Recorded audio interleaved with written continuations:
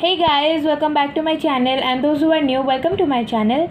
So first things first, I'm very happy today because my video is reaching to so many people out there. It is spreading in such a wide range, and I'm also very happy because so many of you, like 30 to 35 subscribers, they're asking me to share the strategy of English, that how I managed to score a decent mark in English examinations.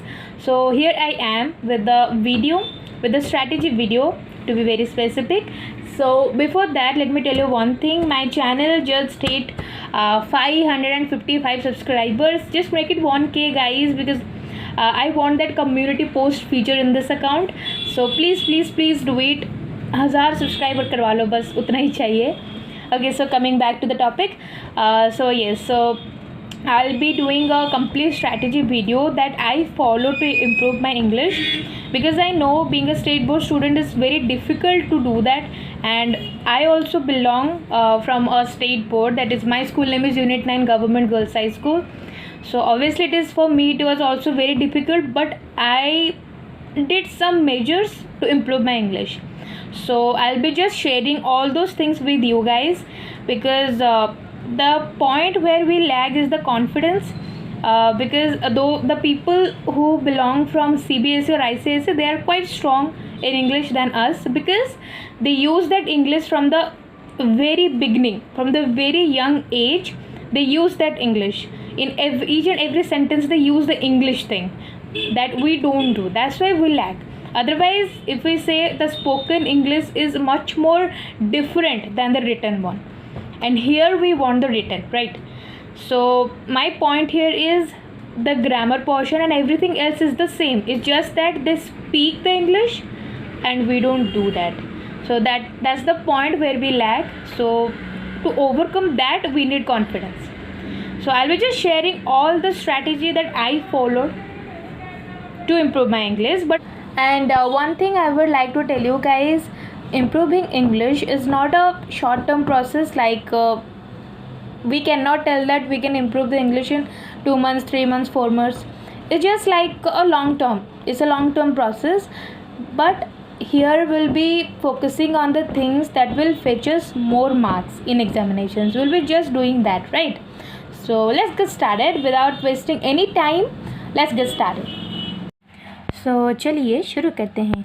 Okay, सो जैसे कि मैं आप देख रहे हो कि यहाँ पे मैंने SBI का लोगो भी बनाया हुआ है, ताकि आपको थोड़ा मोटिवेशन मिले कि नहीं, मुझे इस बार SBI चाहिए. ओके, सो जैसे कि मैंने यहाँ पे लिखा है कि आपको 2 घंटे देने हैं अपने दिन में से निकाल के इंग्लिश के लिए, अगर आपको इंग्लिश स्ट्रॉन्ग करनी है, क्योंकि आपको पता ही है आपकी वीक सब्जेक्ट है, वन ऑफ द वीकेस्ट. सो इसीलिए आपको थोड़ा ज़्यादा टाइम, 2 घंटे दीजिए. टाइम में से इतना काफ़ी है. ऑनेस्टली 30 डेज़ 40 डेज़ तक इतना करो, आपका इंग्लिश ऑटोमेटिकली आपका स्ट्रॉन्ग हो जाएगा. ओके, पहले जैसे मैंने लिखा है कि we have to improve the reading capability. And मैं अगर बताऊँ तो ऑनेस्टली अगर आप रीडिंग हैबिट इम्प्रूव कर लेते हो, आपका पूरा जो कंप्लीट इंग्लिश की जो भी क्वेरीज है, जो आपके मार्क्स नहीं आ रहे, सब कुछ सॉर्ट आउट हो जाएगा. अगर आप रीडिंग में अपना स्ट्रॉन्ग अब बन जाते हो, रीडिंग कैपेबिलिटी में रीडिंग हैबिट अगर आप बना लेते हो, तो आपका ऑटोमेटिकली सारी चीज़ें ऑटोमेटिकली सॉल्व हो जाएंगी. ठीक है. सो फॉर दैट आप क्या क्या फॉलो कर सकते हो, उसके लिए आप न्यूज़पेपर या फिर नॉवेल्स या फिर बुक्स.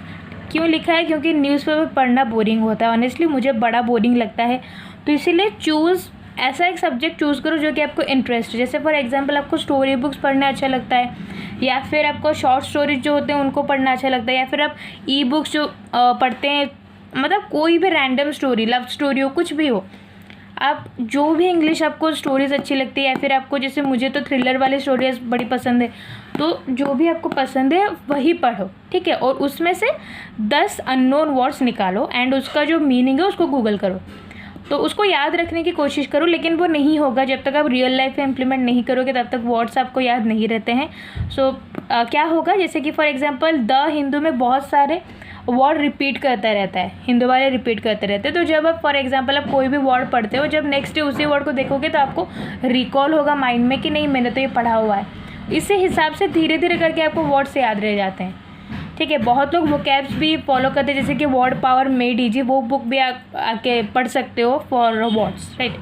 तो ये पहली बात तो ये थी कि आप रीडिंग कैपेबिलिटी आपकी इम्प्रूव करो, तो उससे क्या हो जाएगा, आपका जो आरसी है रीडिंग कॉम्प्रिहेंशन वो सॉल्व होने में आपका बहुत हेल्प मिल जाएगी आपको। So first thing I would suggest कि अगर आपको अच्छा नहीं लगता है न्यूज़पेपर वगैरह पढ़ने में, कोई भी बुक पढ़ लो, कोई भी इंटरनेट पे स्टोरीज पढ़ लो, कुछ भी पढ़ लो, बट वो रीडिंग कैपेबिलिटी आप इम्प्रूव करो। फिर उसके बाद the second point is make the basic strong, make the basic clear. उसके लिए आप यूट्यूब प्रेफर कर सकते हो और सजेस्ट कि विशाल परिहार जो सर है, द बैंकर्स वे उनका चैनल है, तो उनके चैनल, उनके जो भी कोर्सेज थे वहाँ पे बहुत सारे रूल्स है ग्रामर के, और कैसे आरसी को सॉल्व करोगे, फिर कैसे आप पीजे मतलब पैराजम्बल, मैंने उस शॉर्ट फॉर्म में लिख दिया है, तो वो सब कैसे सॉल्व करेंगे उसका ट्रिक सब कुछ वो वहाँ पे उनके चैनल में अवेलेबल है। तो वहाँ से आप बेसिक्स जो है आपका उसको पहले आप स्ट्रॉन्ग कर लो ग्रामर वाइज, ठीक है। तो क्योंकि देखो फर्स्ट थिंग मैंने और एक बात बताना भूल गई, अगर आप रीडिंग कैपेबिलिटी स्ट्रॉन्ग करते हो तो आपको मतलब इन एक्चुअल एग्ज़ाम आपको प्री में मिनिमम 15 to 20 मार्क्स का फ़ायदा हो जाएगा, क्योंकि आपका 10 मार्क्स का आरसी आता है एंड 5 मार्क्स का आपका क्लोज टेस्ट आता है। Cloze test is nothing but the fill in the blanks with some unknown words, right. तो वो वर्ड्स भी आपको ऑटोमेटिकली वहाँ पे आपको पता चल जाएगा कि जो आपका कॉन्सेप्ट है, जो पैराग्राफ दिया हुआ उसका जो कॉन्सेप्ट है उसके साथ कौन सा वर्ड फिट बैठ रहा है। तो ये सब आपका रीडिंग कैपेबिलिटी से इम्प्रूव होगा। आप करके देखो 2 hours a day for 30 days और 40 days आप करके देखो, आपका ऑटोमेटिकली इम्प्रूव होगा। Okay, so coming back to the third point जैसे कि मैंने यहाँ पे लिखा है कि मॉक्स एंड क्विजेस आप अड्डा से दे सकते हो। अड्डा में क्या होता है कि आपका मिनिमम इन अ डे वो लोग 2 quiz for each subject. For English there will be 2 quizzes जिसमें कि आपके 15-30 क्वेश्चंस आपको अवेलेबल रहेंगे। सो उसको आप अटेंड करो एंड जितना भी मार्क्स आ रहा है, फॉर एग्जांपल अगर आपका लाइक 6 to 7 आ रहे हैं आउट ऑफ 15, उसको फिर से रिपीट करो, ठीक है। उसके बाद देखना आपका 7 मार्क्स जो है वो 9 में कन्वर्ट होगा। उस तरह से ही आपका इम्प्रूव होता है इंग्लिश। जैसे कि मैंने पहले भी कहा था कि बहुत ही लंबा प्रोसेस है, तो इसीलिए आप रिपीट करो। रिपीट करने से चीज़ें आपके बहुत सुधरती है and you guys will notice कि अगर आप जितना रिपीट करोगे आपके मार्क्स वहाँ पे बढ़ते जाएंगे, तो वो चीज़ करो।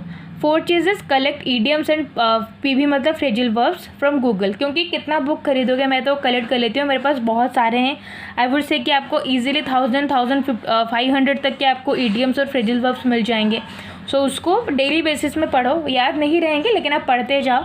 जब आप एग्जाम में क्वेश्चंस देखोगे 5-6 ऑप्शन रहेंगे आपके पास, तब ऑटोमेटिकली याद आएगा सब कुछ। तो वो एक चीज़ है, तो वो आप कर सकते हो। ओके, तो लास्ट थिंग इज़ आपका मॉक्स। तो मॉक्स आप कहाँ से दे सकते हो? प्रैक्टिस मॉक, जैसे कि मैंने बहुत बार कहा है कि practice मॉक्स is one of the best मॉक्स available in the market. तो आप वो कर सकते हो, या फिर आप थोड़ा लेवल कम चाहते हो तो अड्डा या फिर ग्रेडअप को भी आप यूज़ कर सकते हो। लेकिन जो भी आप मॉक दो, जिसमें कि फॉर एग्जांपल प्री में आपके 30 क्वेश्चंस रहते हैं, ठीक है, एंड मेन में आपके 40 क्वेश्चंस रहते हैं। जो भी मॉक्स आप दे रहे हो उसको अच्छे से एनालाइज करो। मतलब आपका एक बार आपने सबमिट कर लिया, उसके बाद जाओ आप देखो, कभी कभी तुक्के भी हमारे सही लग जाते हैं।